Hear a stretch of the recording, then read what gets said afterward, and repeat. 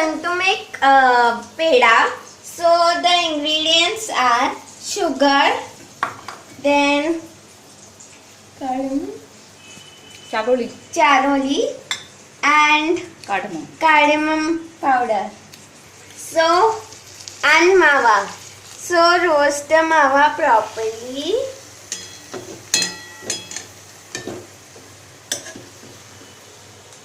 On slow flame. Add sugar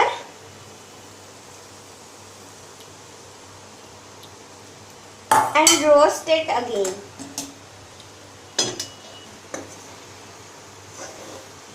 You stir it till it solidifies.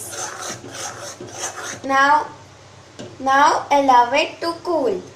It is cooled down.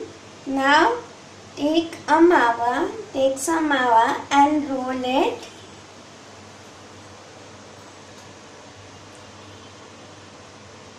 And then garnish it with charoli.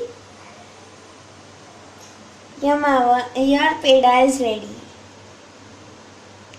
So taste the peda. Okay. It is so yummy. I loved it.